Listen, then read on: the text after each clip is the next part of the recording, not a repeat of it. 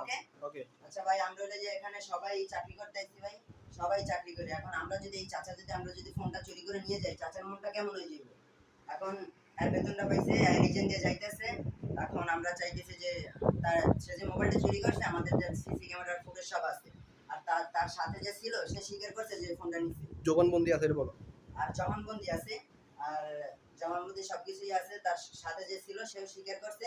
এখন সে বেতন পাইছে, তার কাছ থেকে আমরা কত টাকা কত টাকা? 4800। আমরা তার কাছ থেকে 4850 টাকা পাইছি। তো 4850 টাকা পাওয়ার পর এটা আমরা নিছি। এখন হইলে যে কি করব, আরে এখন হইলে যে আমি পুলিশে দিয়ে দেবো আর কি। এখন কল দিয়ে তারপর তারে পুলিশে দিয়ে দেবো, ঠিক আছে? আচ্ছা, আর এমডিআই ছিল, আর এই যে আমাদের যে কোম্পানির যে এমডি সে নিজে আসছিল, এমডি এসে বলছে তারাও আর কি আলামিন সাহেব, তারাও আর কি এইসব কিছু জানে যে ফোন চুরি করছে এই করছে। সে আইসা বলে গেছে যে এখানে তারা কোম্পানির এমডি হলে পর্যন্ত এনাইছে। কোম্পানির এমডি পর্যন্ত সেখানে আসছে, সেও বলে গেছে যে তারা এখানে কোনো জায়গা দেবে না। সে আর পরে তারা বাইর করে দিতে বলছে, তার এখানে কোনো জায়গা নেই। তো তারা যখন বলে গেছে তখন কোম্পানির আন্ডার সে কিছুই না।